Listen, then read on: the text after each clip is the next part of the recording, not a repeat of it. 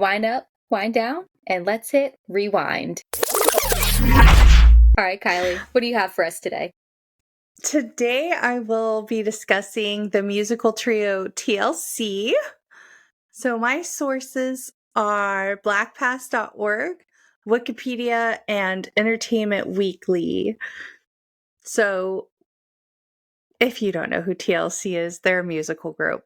So we all know them to be T-Boz, Left Eye, and Chilli, which makes TLC. But that's actually not the original lineup, nor the original band name, even. So the first members of TLC was Tion Watkins, Lisa Lopez, and Crystal Jones. So Tion is T-Boz and Lisa Lopez is Left Eye. And this band was actually called TLC Ski. And the TLC was Tion, Lisa, and Crystal. So the three of them were previously in a band together called Second Nature, and there ended up being issues leading to Crystal leaving the group, and it became a two-member group. So TLC Ski kept moving along as a two-member group, and they were actually featured on a song by the artist Damian Dame in 1991. And while working on the project, they got to know one of Damian's backup dancers, Rosonda Thomas. So they then brought her into the group to be the third member, and they shortened the band's name to TLC. And now you may be wondering, okay, but Rosonda doesn't start with a C. Once Rosonda signed to the group, each member took on a stage name as part of the group. So Tion switched her name to T-Boz, Lisa went to Left Eye, and Rosonda became Chilli. So from here on out, I'm going to be referring to them as their stage names because I've always called them by their stage names. So that's just who they are. And they're also iconic and fun to use. So on February 25th of 1992, TLC released their debut album, Ooooooooh on the TLC Tip, mostly written by Dallas Austin and Lisa Lopez, aka Left Eye. 3 singles made it onto the Billboard Top 100. So we had Ain't Too Proud to Beg, What About Your Friends, and Baby, Baby, Baby, which peaked at number 2 on the charts, which is not bad for a brand new band. Mm-hmm. And the album sold over 4 million copies, making it go 4 times platinum. Ooh. Which is pretty big. So it was official. They were a hit. People were enamored by the new Jill Swing styled music. And if you don't know what that is, I don't know how to like really explain it, but like TLC, I would say a group like SWV, that's kind of like the new Jill Swing. It's just like a style. Their music had T-Boz's contralto vocals, Chilli's mezzo-soprano vocals, and Left Eye's soprano rapping. And they were also iconic for wearing bright-colored baggy clothing. So that's right, Billie Eilish was not the first. And they were also big advocates for safe sex.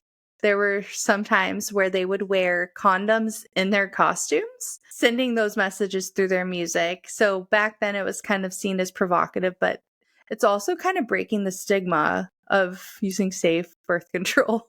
Totally. They were kind of like ahead of their time with this like movement of... Oh, totally. Because that was like not a thing back then at all. Like you said, like it was very almost taboo to talk about. Yeah.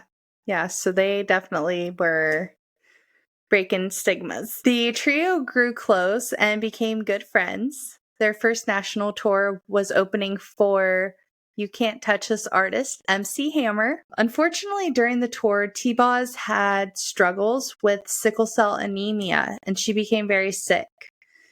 So for those who don't know, sickle cell anemia is a blood disorder where the oxygen-carrying protein hemoglobin has an abnormality. And people with this disorder can suffer pain, swelling, anemia, obviously, bacterial infections, and even a stroke. Oh, So my she God. had kept this a deep, dark secret her whole life up until this point. And then once Left Eye and Chilli found out, they also left the tour and they stayed with their friend until she recovered. So they weren't just a music group, like they were all friends. Yeah. So on November 15th, 1994, TLC released their sophomore album, Crazy Sexy Cool, produced by Dallas Austin, Babyface, and Jermaine Dupri, with the singles Creep, Diggin' on You, Red Light Special, and the legendary Waterfalls. We all know Waterfalls at the very least, right? Oh, yeah, of course. If not, yeah. If you don't, you need to stop this podcast right now and listen to it. But yeah, it was a very powerful song. And again, we're bringing attention to things that we weren't before. So this brought awareness about HIV and AIDS towards the end of that big epidemic of AIDS. And it also brought up drug dealing, while at the same time, it had a catchy melody and poetic lyrics. So I know when we were little, like, I knew like there was some deep meaning to it, but I didn't even bother trying to understand. Same. Yeah. But, you know, for those who were old enough to be falling into these times of trouble, they could understand. But yeah, Left Eye's rap in this song, it made such a powerful statement, and I cringe when I hear this song on the radio or whatever, and they actually cut her rap out, because I personally feel like it's not the same without her rap. Yeah. But yeah, both the song and album brought much success for the group. And this album also hit multi-platinum as it sold over 14 million copies worldwide. And the album was certified diamond with the Recording Industry Association of America. Rolling Stone ranked it as one of the top 500 albums of all time. This album debuted at 15 on the Billboard Top 200 albums, and it stayed on the charts for 2 years. Billboard also named them Artist of the Year in 1996. The music video Waterfalls won the Video of the Year award at the MTV Video Music Awards, making them the first Black group to win ever. They also won 2 Grammys, Best R&B Album and Best R&B Performance by a Duo or Group. So with this album, they were really on the top of the world. And with all of the success, you would think the group would be rolling in the dough, but actually that was far from the truth when you looked behind the scenes. In 1955, the group had to file Chapter 11 bankruptcy on July 3rd, 1995. While people argued it had to do with various personal issues within the group, the primary cause was due to the group signing a bad deal with Pebetone. And this was the record label run by the recording artist Pebbles. After expenses for recording, management, and lawyers, the label continued to charge them for each penny that went toward travel, hotels, clothing, and even food. So as these accumulated with additional costs, each member of the group was left with less than $50,000 per year, despite creating and selling millions and millions of albums, doing all the promotion and performances, and being the face of the success that was coming through. So they got scammed. But why did they file bankruptcy? Well, after they realized they were only making 56 cents per album sold and caught on to the scam they had fallen victim to, they asked to renegotiate their contract, and LaFace and Pebetone refused. So those are the 2 record labels. I'm pretty sure LaFace is L.A. Reid and Babyface, and you might mention that later on. Mm-hmm. So not going to go into more details. So through a long, drawn-out battle, eventually TLC was able to get out of their contract with the record label and bought the rights to the name TLC. TLC began doing a lot of work on soundtracks outside of the record label. They are well known on Nickelodeon for performing a theme song for the hit sketch comedy show All That, which I've already done an episode on. If you haven't heard that one, go back and listen. They also did a song for the soundtrack of Waiting to Exhale, and T-Boz even did a solo song titled Touch Myself for the film Fled, starring Lawrence Fishburne and Stephen Baldwin.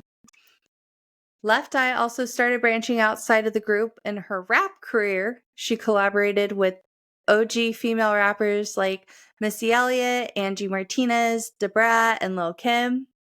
Her duet with Lil' Kim was on the song Not Tonight, and it actually won a Grammy. So what's next for their career as a group? You would think it'd be a third album, right? Wrong. The group was faced with more drama in their music career. Though they had resolved things with LaFace, they now had a conflict with their producer, Dallas Austin, and it was much deeper than music.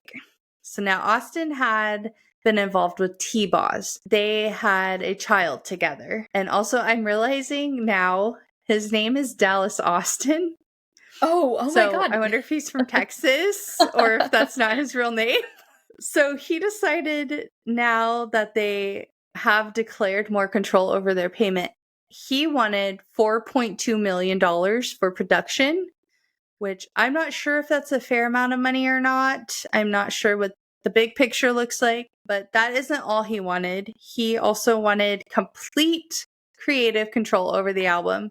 So this stalled the emergence of a third album a little bit longer. During the continued wait time, the girls did different projects separately. Chilli and T-Boz started acting, as Chilli was in an independent film titled Have Plenty, and T-Boz starred in a movie called Belly with rappers Nas and DMX, rest in peace. While they were acting, Left Eye started her own production company, Left Eye Productions, like the queen she was.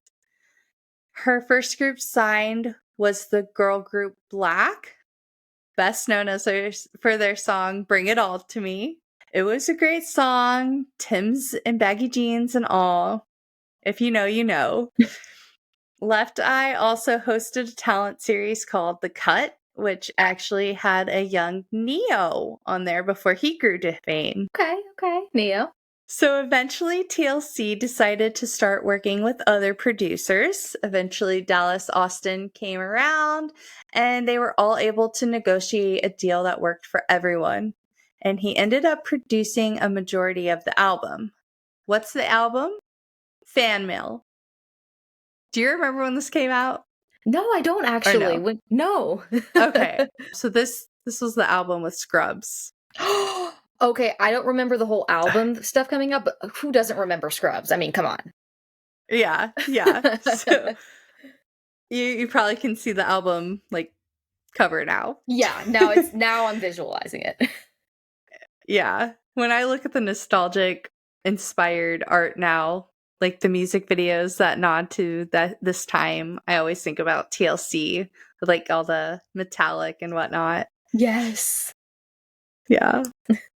So, like the previous two albums, Fan Mail was successful and had a number of hits. It was finally released in February of 1999 and debuted on the Billboard 200, this time in the number 1 spot.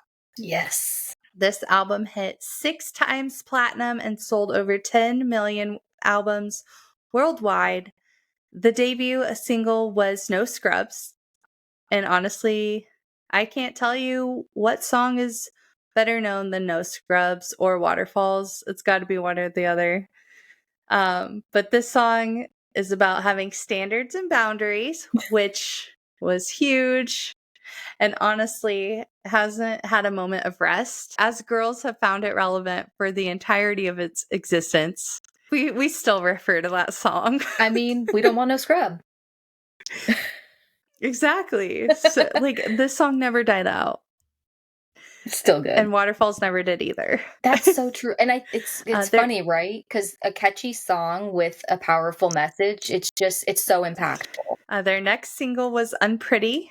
And that song spoke about beauty standards, plastic surgery, and self-image. It's a gorgeous song. If you don't know it, listen to it. They also released 3 more singles from the album, Silly Ho, I'm Good at Being Bad, and Dear Lie, which also received a decent amount of attention, but not as big as the first 2. Fan Mail was nominated for 8 Grammys and won 3. Wow. They won Best R&B Album, Best R&B Song, and Best R&B Performance by a Duo or Group. And then they headlined their own worldwide tour and even had a pay-per-view special that became the highest grossing pay-per-view televised special. With the success, feelings and emotions usually come to a boiling point. And with the success of fan mail, this hit Left Eye, who in the start wrote a lot of their songs. She began feeling slighted by the group as someone else was singing background vocals instead of her. And with all the press they were getting from the new album, she started becoming outspoken about her feelings and saying she didn't feel she could fully express herself in TLC. Eventually, she went on to write an open letter for Entertainment Weekly where she challenged her bandmates. So this is what it said, quote, I challenge Tion Player Watkins, T-Boz, and Rosanda Hader Thomas, Chilli, to an album entitled The Challenge, a 3 CD set that contains 3 solo albums. Each album will be due to the record label by October 1st, 2000. I also challenge producer Dallas the Manipulator Austin to produce all of the material and do it at a fraction of his normal rate. As I think about it, I'm sure LaFace would not mind throwing in a $1.5 million prize for the winner. End quote. I mean, Dallas and LaFace, yes, call them out. But I'm sure Chilli and T-Boz didn't have any more power than Left Eye, right? Mm-hmm. So maybe T-Boz, since she had a relationship with Dallas, but yeah, I'm pretty sure Left Eye was just hurt and lashing out. And this challenge obviously never happened, and the group ended up hashing things out and making up, but decided to take some time to pursue their personal passions. And Left Eye started pursuing music in Europe, releasing a solo album titled Supernova. Very Y2K of her. And she released one single from the album titled Block Party, which made the top 20 charts in the UK. She also did a collaboration with Mel C of the Spice Girls on the song Never Be the Same Again. And while she did chart, her solo album did not do as well as in comparison with her success in TLC. On August 1st, 2001, TLC reunited at MTV's 20th anniversary party where they performed Waterfalls. I think it was at this time when I was enlightened to this song, because I feel like No Scrubs was the first song I had heard of them as a kid. And then I had heard this one later. Yeah, okay. So that's probably how we both did. Yeah, definitely. Sadly, this was their final performance as a trio. After this performance, TLC began working on their 4th studio album, and Left Eye was also working on her sophomore album, Nina, or Nina, and the acronym standing for New Identity Non-Applicable. In addition to the work of these 2 albums, she was working on creating a documentary in Honduras. And on April 25th, 2002, while working on the documentary, Lisa Lopez was in a car crash in Honduras, resulting in her sad, sad departure of this earth. I remember when this happened, I was definitely sad because they were that girl group for me. Do you remember when that happened? I vaguely remember this happening. I didn't have major details, but I remember it happening and then knowing kind of TLC was done at this point. It was really sad. Yeah. Yeah, I remember my mom telling me she was in a car crash, and yeah, that was it. T-Boz and Chilli took a 2-week hiatus after her death, and I hate saying that word, so we'll just say departure. After that, they decided with Dallas Austin to complete the album. Luckily, Left Eye had completed her vocals for 3 of the songs, so they were able to use those. And there were 2 other songs in which they used her vocals from unreleased music that they had recorded. So she was still able to be a big part of this project. They titled this album 3D, and it had a number of well-known producers, including the Neptunes, which we mainly know of, because of Pharrell, Missy Elliott, Timbaland, and Rodney Jenkins. They released the album on November 12th, 2002, where it debuted at number 6 on the charts, and it went double platinum.